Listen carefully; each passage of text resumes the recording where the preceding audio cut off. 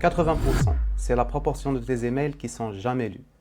Pas en spam, pas supprimés, juste jamais ouverts.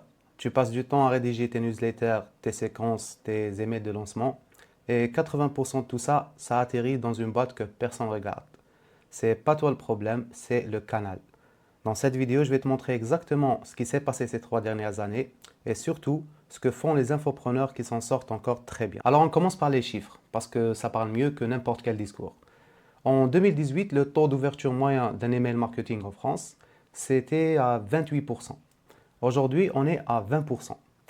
Et dans certains secteurs, c'est encore moins. Mais le truc qui est vraiment sous-estimé, c'est que ce 20%, il comprend les gens qui ont ouvert l'email par erreur ou en voulant le supprimer. Donc le vrai taux d'abonnés qui lisent vraiment ce que tu as écrit, il est encore plus bas que ça. Et pendant ce temps-là, les boîtes mail sont devenues de plus en plus intelligentes. Gmail, Outlook, Apple Mail, ils ont tous des algorithmes qui décident si ton email mérite d'être montré ou pas. Et ces algorithmes, ils se basent pas sur la qualité de ce que tu as écrit. Ils se basent sur le comportement des gens qui reçoivent tes emails. Concrètement, si tes abonnés ne lisent pas régulièrement tes emails, ton domaine perd en réputation. Et tes prochains mails passent encore moins. C'est un vrai cercle vicieux qui empire tout seul. J'ai discuté avec un formateur il y a quelques mois. Il avait une liste de 4000 emails. 2 ans de boulot pour la construire. Des vraies personnes inscrites volontairement. Et quand il a lancé sa nouvelle formation, il a envoyé 6 emails sur une semaine. Résultat, 34 inscrits. Pas 340, 34 sur 4000 contacts. Il m'a dit, je comprends pas, ma liste est pourtant bonne. Et il avait raison, sa liste était bonne, mais le canal, lui, ne délivrait plus. Il pensait que la solution, c'était d'envoyer plus d'emails, ou de changer d'objet, ou d'optimiser le timing. Mais en fait, non. Le problème, c'est pas toi, c'est le canal. Du coup, la vraie question, c'est est-ce qu'il y a un canal qui, lui, fonctionne encore? Un canal qui ne dépend pas d'un algorithme, qui finit pas dans les spams et que tu contrôles vraiment? La réponse, c'est oui. Et les grandes marques l'utilisent déjà depuis plus de 10 ans. Starbucks, Air France, Sephora, elles atteignent 90% de taux de lecture avec ce canal. Oui, 90%. Et pendant des années, ça coûtait des dizaines de milliers d'euros. Donc c'était réservé aux grosses boîtes. Jusqu'à maintenant. Alors c'est quoi concrètement ce canal? Et pourquoi les mails s'est autant dégradé? Je vais te donner les 3 raisons précises parce que si tu ne comprends pas ça, tu vas continuer à perdre du temps. Première raison, la saturation. En 2026, une personne reçoit en moyenne 121 emails professionnels par jour. 121. Ton email, aussi bien écrit qu'il soit, il doit se battre contre 120 autres pour être ouvert. C'est une guerre d'attention que tu perds avant même d'avoir commencé. Deuxième raison, les filtres. Gmail et les autres ont des systèmes qui analysent le comportement de tes destinataires sur les 90 derniers jours. Si tu n'as pas envoyé depuis un moment et que tu reviens d'un coup avec une promo, les filtres voient ça comme un comportement suspect et ils sanctionnent. Ce qui veut dire que même si tu as tout bien fait, bon copywriting, bon timing, bonne liste, tes emails peuvent quand même ne pas arriver.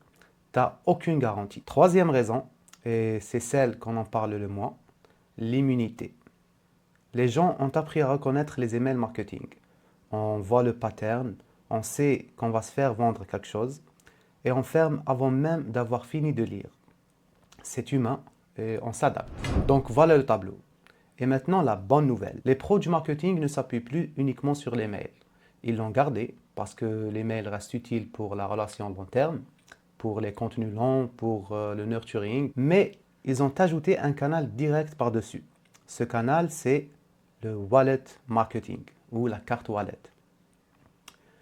Apple Wallet sur iPhone et Google Wallet sur Android.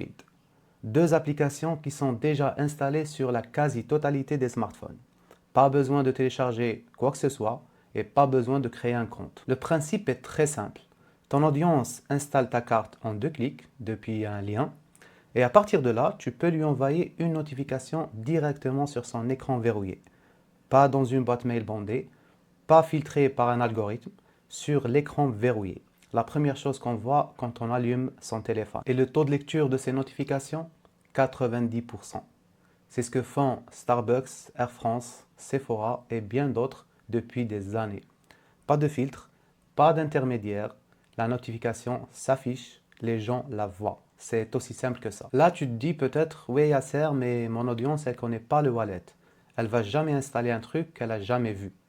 Et c'est là que je vais te donner un chiffre qui m'a moi-même surpris quand j'ai commencé à tester. Quand on présente bien la carte wallet, pas comme un outil marketing de plus, mais comme un accès à quelque chose d'exclusif. Le taux d'installation dépasse les 60% des gens qui voient le lien. Oui, 60%. Plus d'une personne sur deux installe ta carte. Pourquoi? Parce que les gens adorent appartenir à quelque chose.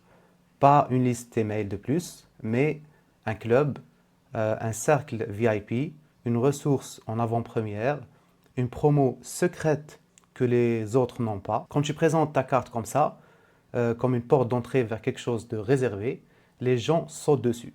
Il y a un vrai effet psychologique. On ne rejoint pas une liste, on rejoint une communauté. Et maintenant, fais le calcul avec moi. Sur 1000 contacts email, tu en touches environ 200. C'est à 20% de taux d'ouverture. Si 600 de ces mêmes personnes installent ta carte wallet et que tu les touches à 90%, ça te fait 540 personnes qui lisent vraiment tes messages importants. Donc même avec une petite liste, tu touches en réalité 3 fois plus de monde.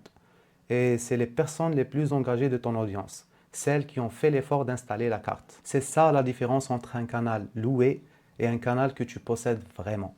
Si tu veux voir comment créer ta carte wallet de A à Z en moins de 5 minutes, j'ai un guide complet sur la chaîne, je le mets là au cas où. Voilà, tu as maintenant les vraies raisons pour lesquelles tes emails performent moins qu'avant et surtout ce que tu peux faire concrètement pour y remédier. Pas en remplaçant les mails, en ajoutant un canal direct que toi tu contrôles.